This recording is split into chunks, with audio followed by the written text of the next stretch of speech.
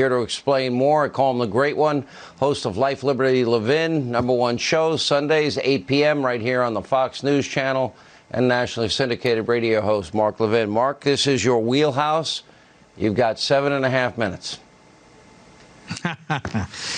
Well, thank you. First of all, we are watching one of the stupidest events by some of the stupidest people in American history, and history will fix this. We have a man who slept with a Chinese spy as one of the House Democrat managers. We have a man in Raskin who was one of the most loud opponents in one of the recent past elections of certifying electors. We have a political party that cheered on Antifa and Black Lives Matter and called federal law enforcement stormtroopers. And here they are, bringing this Soviet-style case against the President of the United States.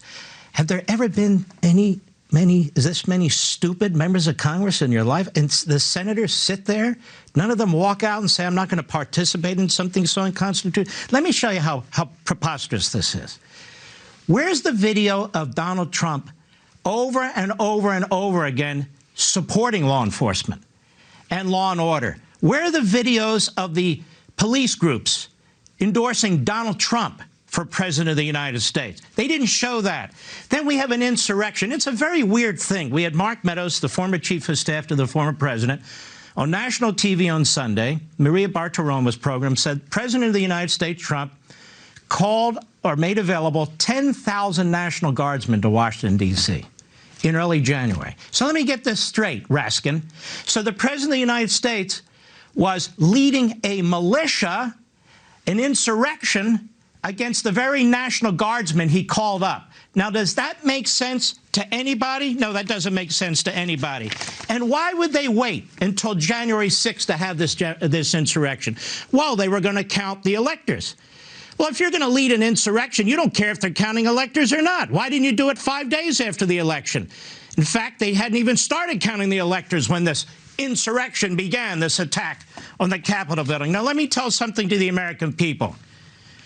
Every single video that was introduced by Raskin and the other stooges on the left is inadmissible in any court in America, in any advanced society. They have no reliable information, no relevant guide of any kind to anything, period. It has, all it is inflammatory. Affidavits signed by defendants that are drawn up by their lawyers, making these generalizations. Yes, I attacked and I committed crimes because I thought Donald Trump was directing me. It doesn't matter. The tooth fairy, they can think, directed them. That has no relevance. That would be inadmissible in a court of law. Well, Donald Trump spent months raising the illegitimacy of this election, stolen election, allegations of fraud. That has absolutely no legal relevance either. If it did, we should take some crime tape and wrap it around the whole damn Capitol building and apply it to every member of the House and Senate. But even more than that, does everybody remember the post office was underfunded? Everybody remember the disappearance of mailboxes? Everybody remember how the Democrats and the media were saying Donald Trump is going to suppress the vote in black and minority communities? LeBron James, we don't have enough remember all that? Setting the stage. So if Donald Trump won re-election, to claim that it was illegitimate, the Russia collusion crowd is back. The liars, the pathological liars are back. Just because they're dressed up as congressmen and senators doesn't much matter. What's lacking here? All the talk, all the video, what's lacking? Evidence. Where's the evidence that Donald Trump worked with a single one of these individuals or a single one of these groups? There is no evidence. Where's the evidence that anything he said in that speech resulted in the attack on that Capitol? Lindsey Graham has said it. It was in the New York Times of all places. This was all pre-planned. The FBI knew it might be coming. They were tipped off about it. There are many questions. What the hell did the FBI know and when did it know it? We know that the Sergeant at Arms of the House was told by the former chief of the Capitol Police, you better get some National Guardsmen here and more help. What did he do? Nothing. Did he tell Nancy Pelosi? That would be a good question.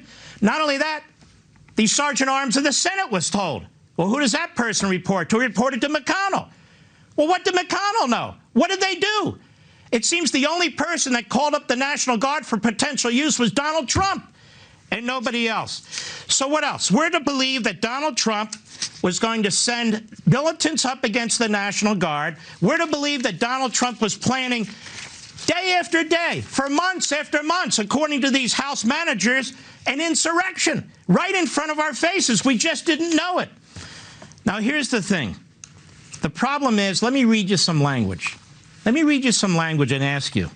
I wrote an example of language that I think that might be insightful and incendiary. Suppose Donald Trump said, I want to tell you, Pelosi, I want to tell you, Schumer, you have released the whirlwind and you will pay the price. You won't know what hit you if you go forward with these awful decisions. What if Donald Trump said that? Then they may have a point, right? But Donald Trump didn't say that. That's what Chuck Schumer said on the steps of the Supreme Court of the United States. He said, I want to tell you, Pelosi, I want to tell you, Gorsuch, I want to tell you, Kavanaugh, you have released the whirlwind and you will pay the price. You won't know what hit you if you go forward with these awful decisions. So Raskin and Swalwell and the other stooges, you think that's pretty insightful? Yeah, it's very insightful. One other thing. They stormed the Capitol to overturn the results of the election they didn't vote in. CNN did a little bit of a review of some of these people who've been charged with crimes. You know what they found out? A bunch of them never voted. A bunch of them never voted. What's happening here in the United States Senate is a disgrace. You don't have a right. I don't care what scholars say, my friend Ted Cruz says, or anybody else. You cannot impeach a private citizen. You cannot have a trial on a private citizen. You don't have the power to prohibit a private citizen, a former public official, from running again. We have a rogue impeachment, a rogue House, a rogue Senate, a rogue trial. And we have an innocent man in Mar-a-Lago who deserves a hell of a lot better than this. This is a disgrace. A disgrace. That's it. The great one, Mark Levin. Don't miss his show. Sunday nights, 8 p.m., Fox News Channel.